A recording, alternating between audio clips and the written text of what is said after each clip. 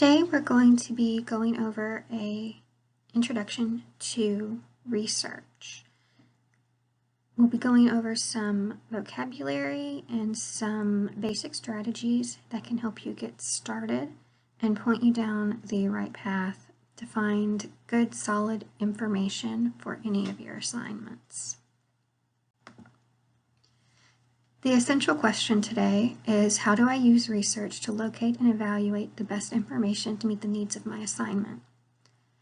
There are a lot of different ways to do that, but we are going to touch on some good starter ideas that can start you thinking a little more critically about the information you find and start thinking a little differently about the information that you find.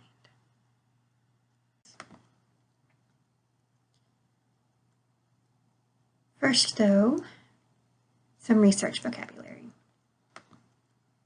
First is a LibGuide. My LibGuide is a collection of electronic resources. I've created lots of them for you, and they are available for you to use for any of your assignments. Next is source, which is where you find information, which is different from a resource, which is where you find sources.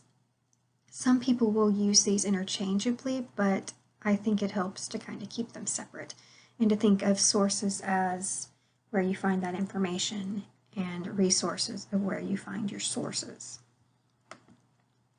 Next is a database. That is a specific kind of resource that is a collection of specialized sources.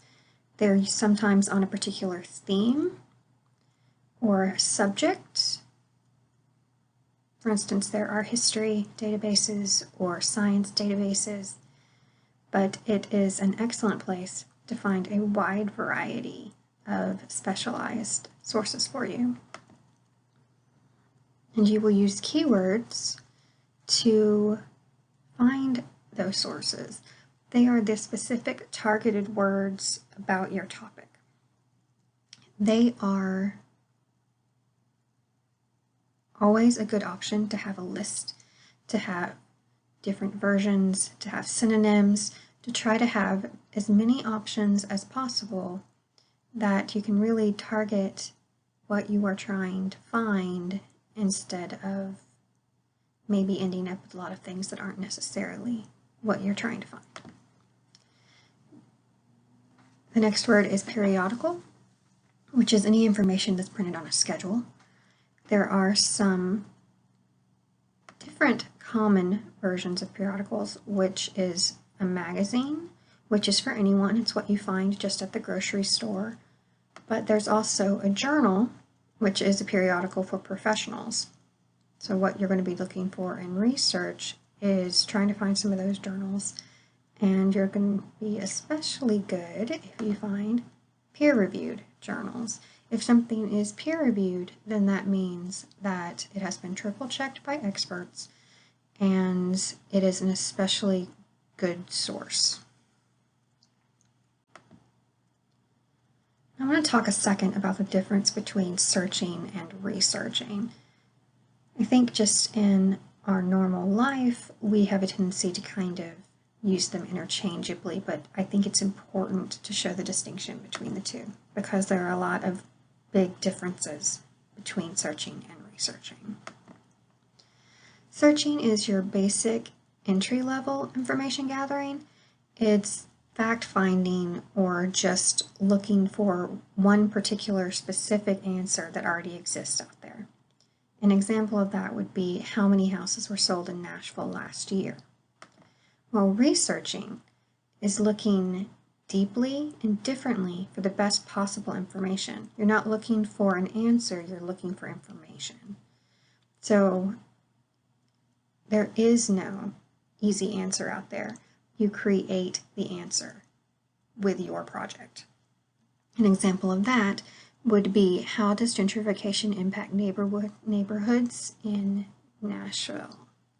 You can see one, how many houses are sold, is very simple, straightforward, but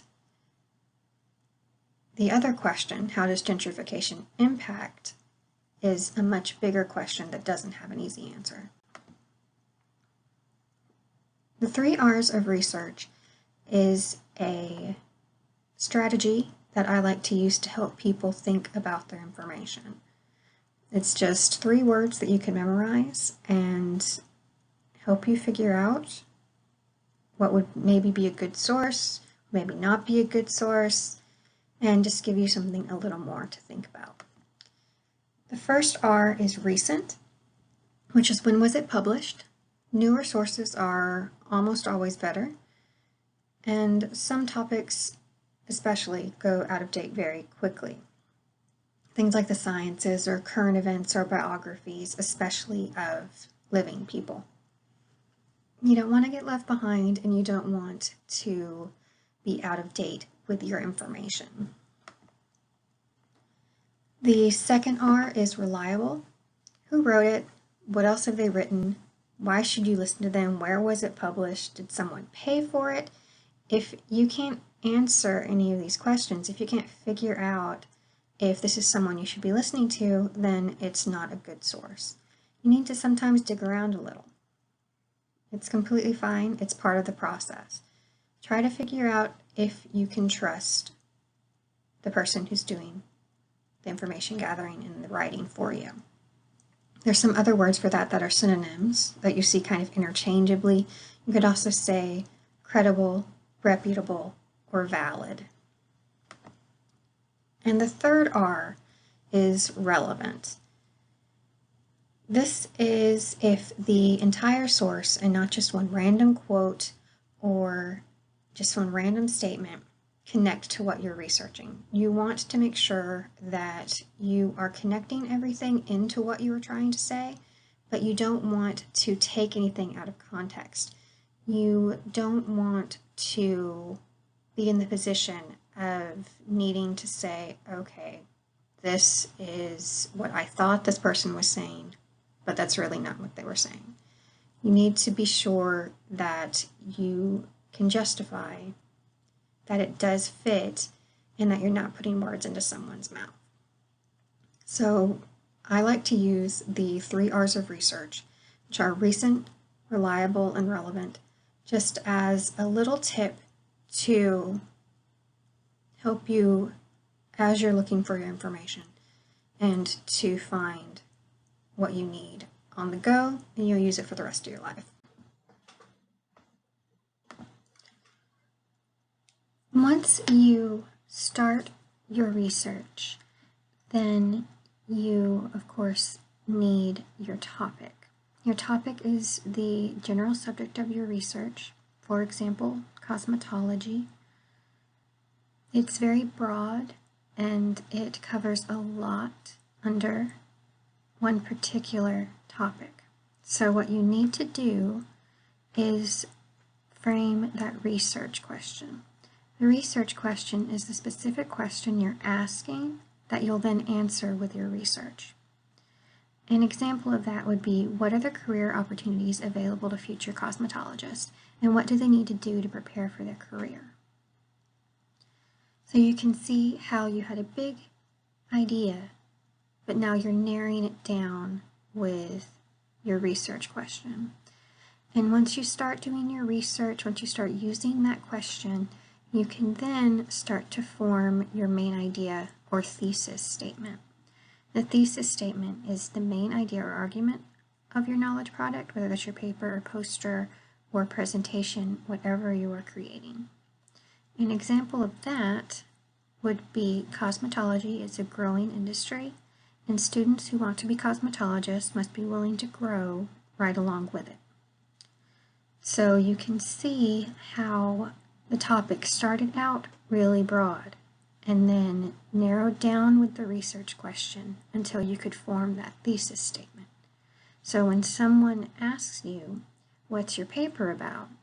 You don't say cosmetology, you say the growth of cosmetology and what you need to do to become a cosmetologist.